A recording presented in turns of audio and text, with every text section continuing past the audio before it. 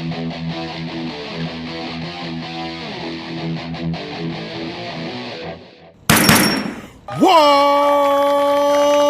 up, nerds and nerdettes, and we nerd news all. It's your buddy Big John and G from Two Gun Pixel presents Legendary Gaming. And my friends, I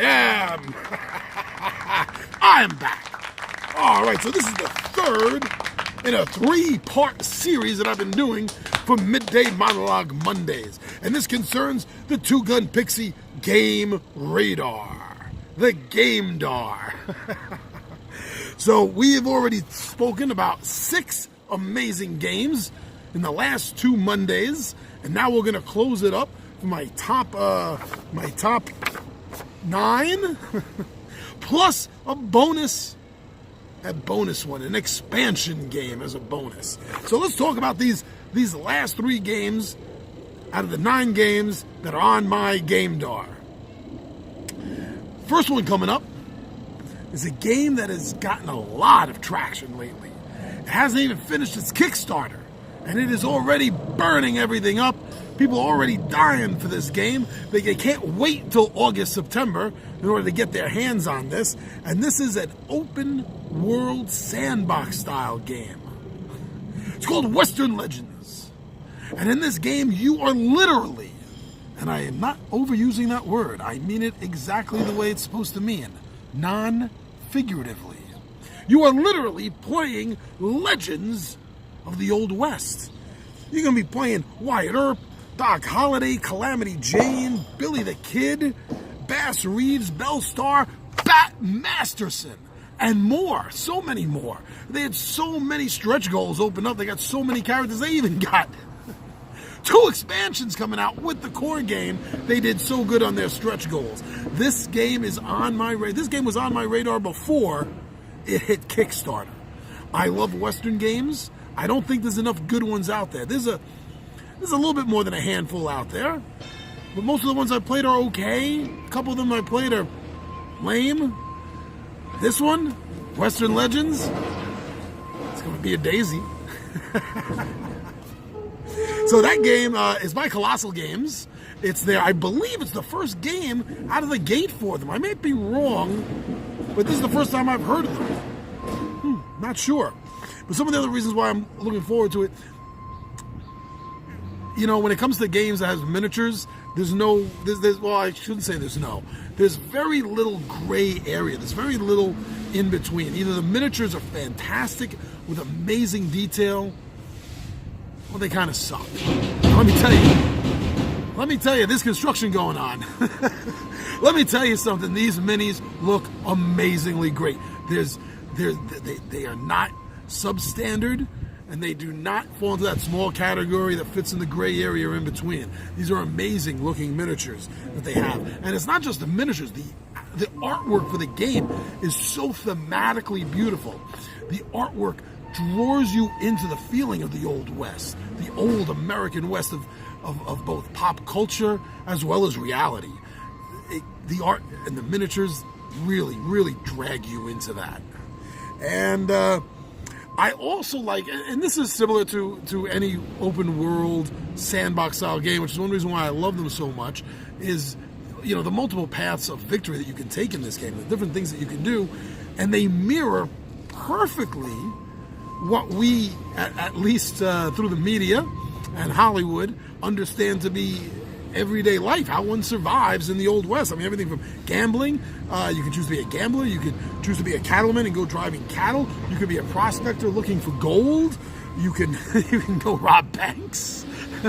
Hey, they weren't as well protected back then.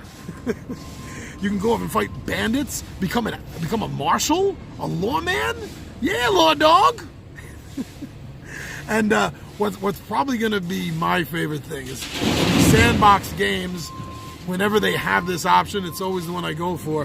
And it was something they call pursuing stories, which, like in Merchants and Marauders, would be like going out on adventures and stuff. And I always kind of like that. Find a game with the sandbox open world style in which I can be an adventurer and just go out and follow leads and stories. And wow, that's really cool. That's what it means to be open box. There's no linear movement. There's no, okay, you have to do this, then you have to do that, and then whoever gets to that first and completes it is going to be the winner. Nothing like that at all. Just do what you want, as long as you gain points. Very, very cool. So that's by Colossal Games, Western Legends. Besides the backers, everyone that didn't get a chance to back it or pre-order it, I know is dying for this game too. This is a huge game, and like I said, it's been on our radar since before it even hit Kickstarter. So that's going to be a really fun 2 to 6 player game. They say it's going to take 60 to 90 minutes. We'll see when we get that.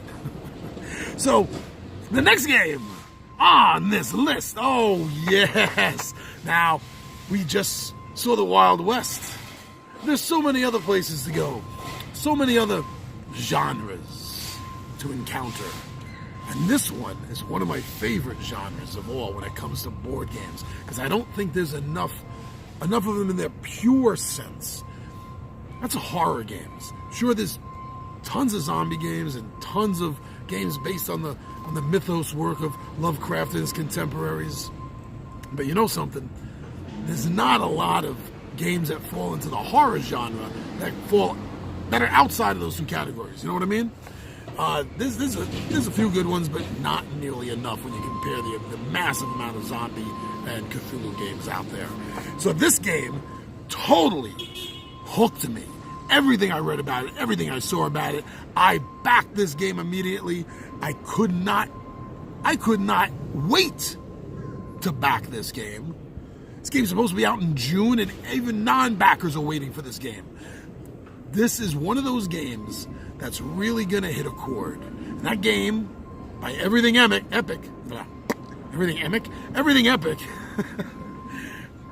and so far everything they've done pretty much is epic.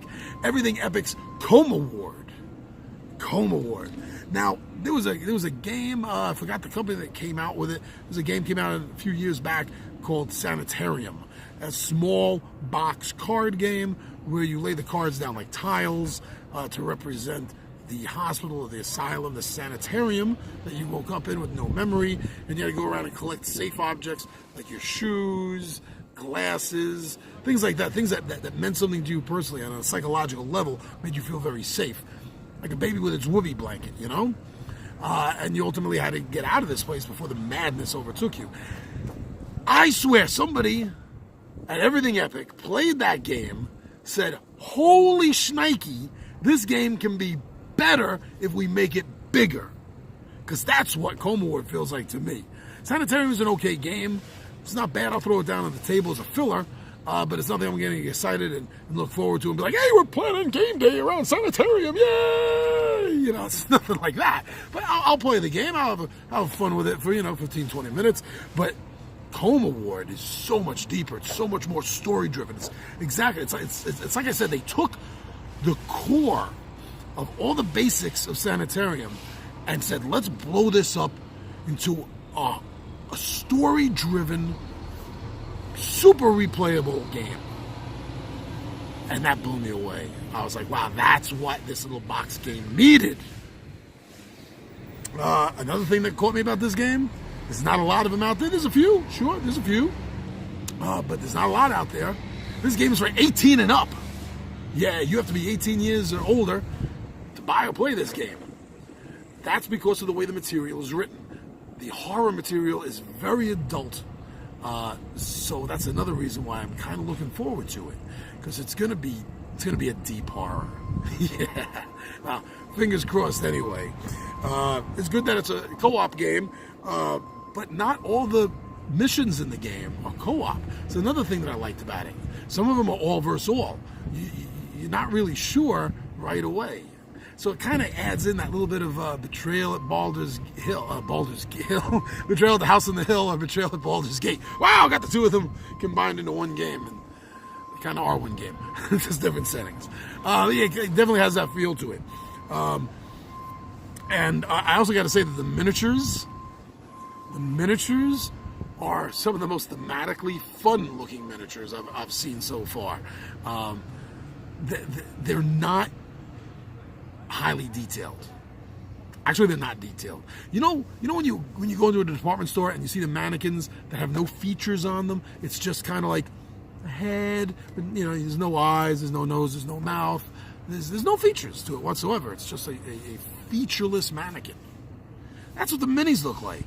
And the reason I mentioned that it was thematically was because in the game you have no memory of who you are. You have no memory of anything. All you know is that you wake up in this abandoned yet pristine and still operational hospital.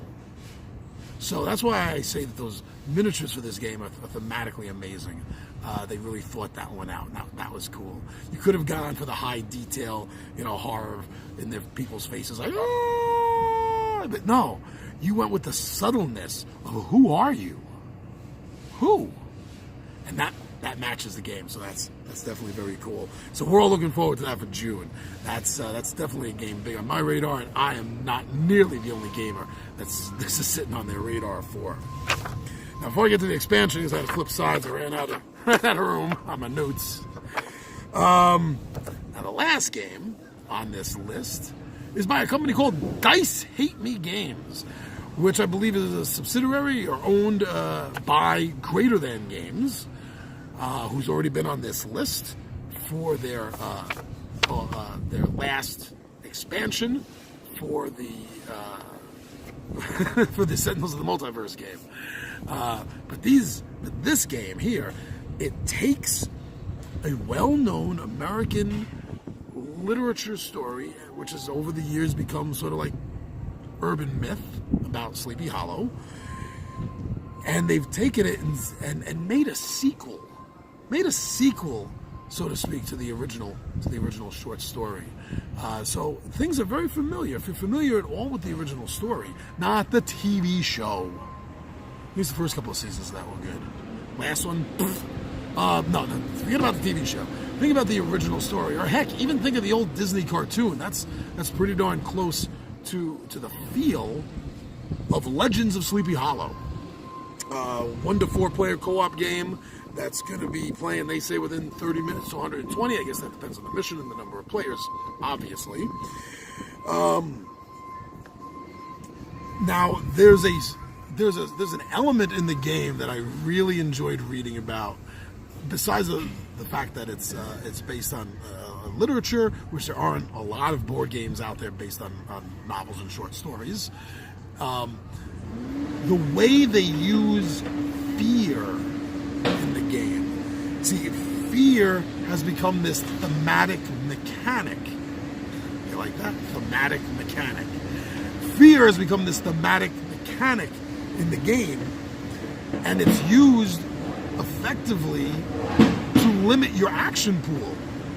So in a sense, you're getting scared and you can't do anything, or you can do less, or you're maybe it's significant in the fact that you're doing less because you're in such shock and awe and horror that you're taken aback for a moment, and that's just enough time to take away an action from you. See what I mean? Thematically, mechanically, this little rule thing works, and I'm really dying to see how it plays out.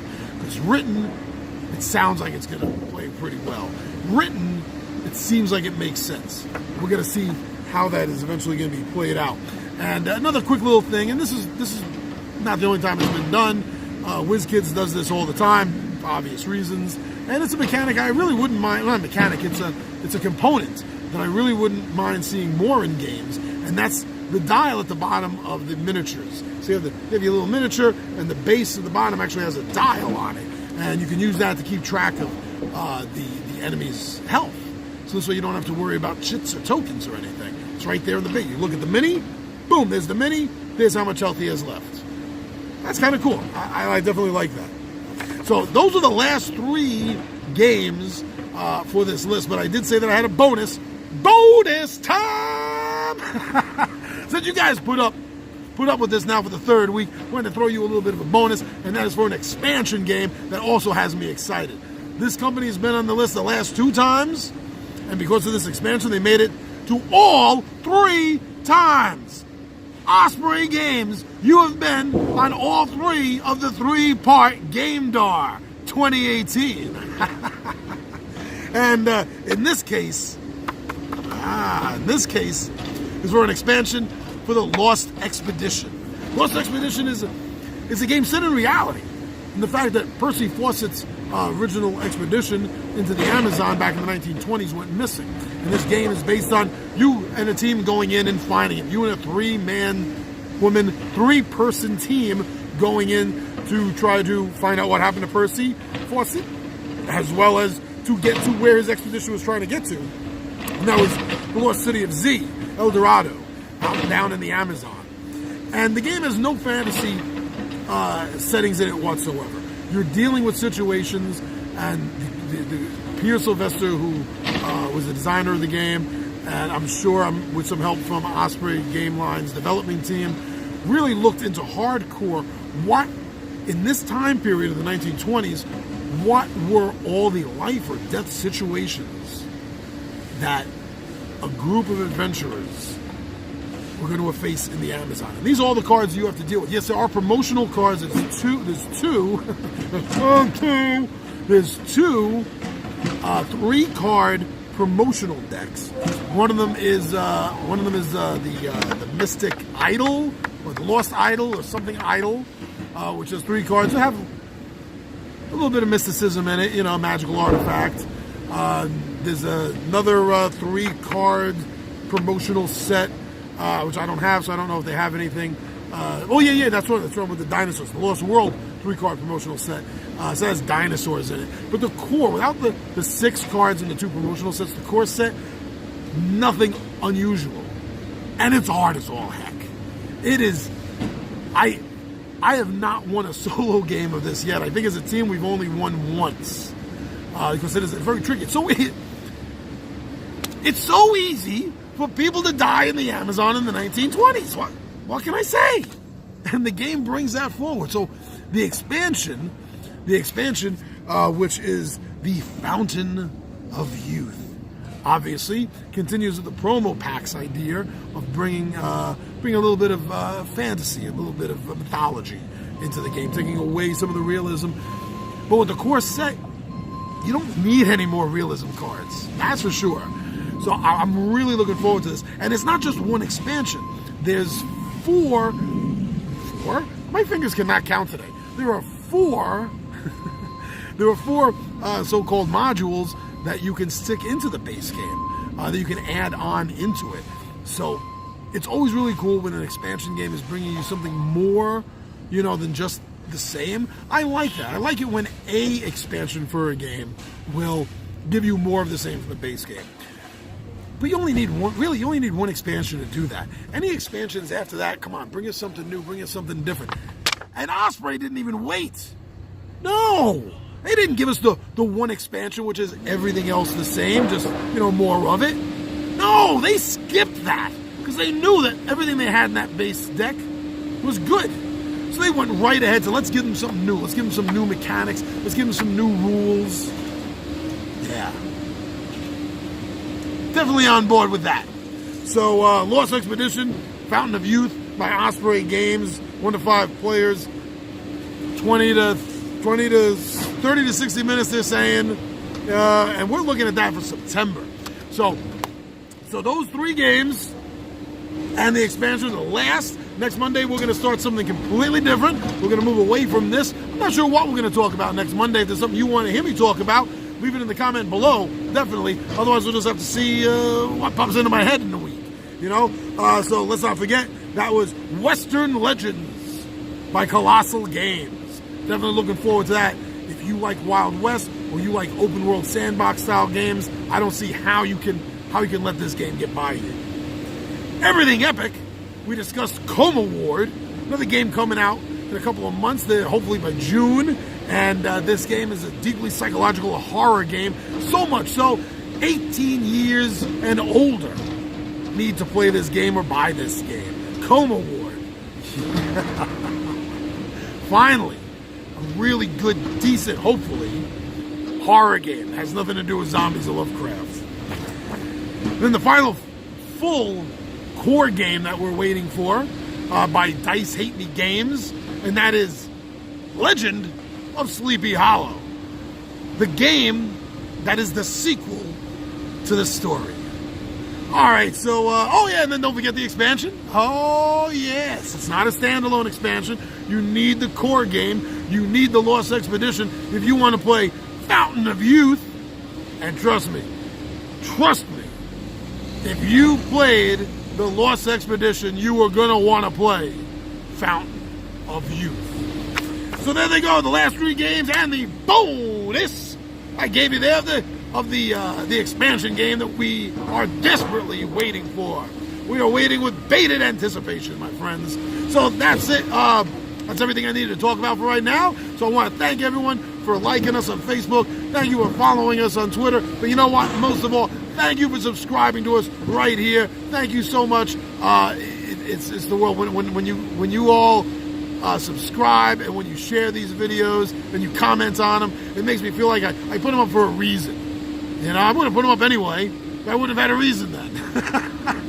All right, everybody. As you know, I'm your buddy Big Johnny G. The Two Gun Pixie presents Legendary Gaming, and my friends, I am out of here.